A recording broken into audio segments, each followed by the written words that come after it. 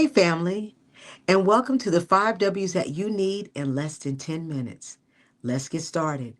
Please take out your Bible, your tablet, or your phone. We're going to get going. Let's get started.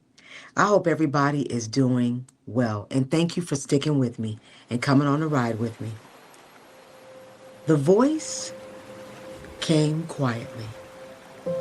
No thunder, no fire, just a command that would change everything. Go. Leave your country. Leave your people. Leave the life that makes sense. Abram is 75 years old when God calls him. Old enough to want certainty, but young enough to still believe. No destination, just a promise. Every step forward means stepping away from safety. Every mile traveled requires trust. Genesis 12 is where faith becomes personal, where God stops speaking to crowds and starts walking with one obedient heart. Ladies and gentlemen, that one obedient heart is Abram. All right, so listen, folks, before we start talking about chapter 12, let's do a very quick recap of chapter 11. Now, y'all, in chapter 11, we discussed the Tower of Babel and how the people at that time only spoke one language. They started to become emboldened and decided that they wanted to build a tower that reached heaven. Well, God wasn't having that. So what God did was he destroyed the tower, but he also made it that everybody had different languages. So they couldn't understand each other, and this way they could not recreate this tower again. Now, let's get into chapter 12. Everybody, who is in this chapter? Who are we talking about in this chapter? Well, we're talking about God, the initiator of the covenant and the caller of destiny.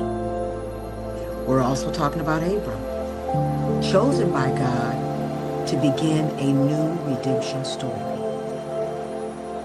Well, guess who else joins him on this journey? Not only does his wife join him on this journey, but his nephew Lot. And along the way, they're going to meet some Canaanites and some Egyptians. All right? Let's talk about what's going on in this chapter. Well, what's going on in this chapter is God chooses Abram to leave everything familiar, his family, his friends, his country, to go to a land that God is going to show him. Meaning that Abram packed up and didn't know where he was going. He just did what God asked him to do. Now, God made 3 altering promises to Abram. That Abram will become a great nation, that God will bless him and make his name great, and through Abram, all families of the earth will be blessed. Abram obeys. He begins a journey of faith, building altars and calling on the name of the Lord.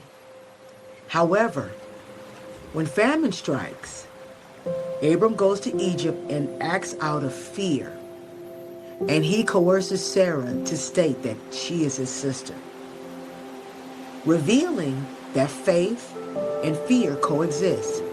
Now, folks, I want you to remember that. Let's remember that for later on, when after we finish this chapter and we have some takeaways, because I have some personal takeaways for myself. Now, folks, when did this happen? Well, this took place after the Tower of Babel and before the formal covenant ceremony of Genesis 15. Abram is 75 years old when he departs from Haran. Now, folks, keep this in mind. Haran is southeast Turkey, if I remember. It also marks a transition from primeval history to personal covenant history. Now, where are we talking about? Once again, Abram departs to Haran, Haran is southeast Turkey. He travels into the land of Canaan, which is the Middle East. He camps between Bethel and Ai, later journeys to Egypt due to the famine.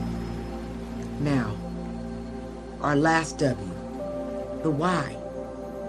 Why did all this happen? Why is all of this going on? Well, it's going on because God chose to restore humanity through relationships, not rebellion. After humanity tried to make a name for itself after Babel, God chose one man, not for perfection, but for obedience. So that lets you know, he chose Abraham because he knew Abraham would do exactly what Abraham was told to do. Now, you guys, I have some personal takeaways myself from this chapter because I studied this chapter. And let me tell you what the personal takeaways I have from this chapter. God often calls us before we are ready.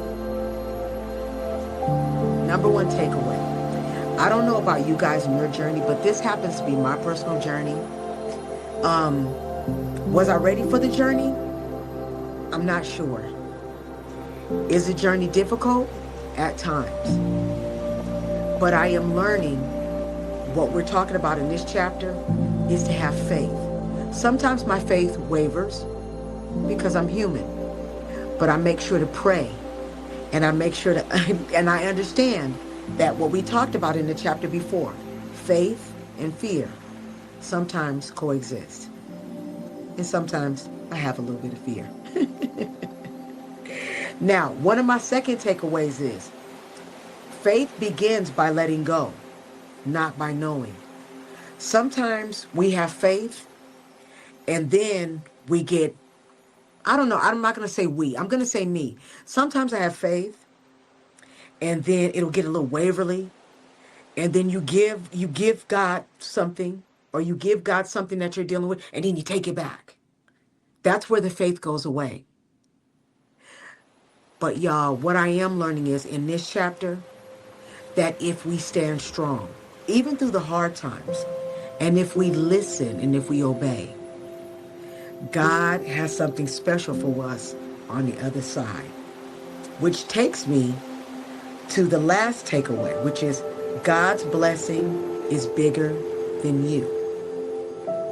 So that means that if we could take ourself away or ourself out of self, God could bless us the way that he wants to, if we can do that. So I just want you guys to know that I am always learning. I'm learning. I am most definitely a student here. Once again, I'm going to keep telling you guys, I am not the leader of this Bible study. I am a student like you. We are learning together. I have read the Bible numerous times, but this is now the time that I am studying. And this is going to be a podcast that is going to go on over and over and over again. Because I believe that when you learn the Bible and when you're learning things in the Bible, every time you read it, you learn something new. And that's what I'm doing right now. I'm learning something new. So folks, before you leave, please like, share, and subscribe. jollystudios@gmail.com, www.jollystudios.com. I appreciate you. Now, next week, we're going to talk about chapter 13.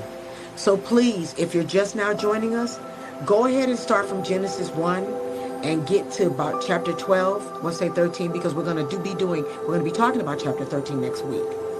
So you got time to catch up.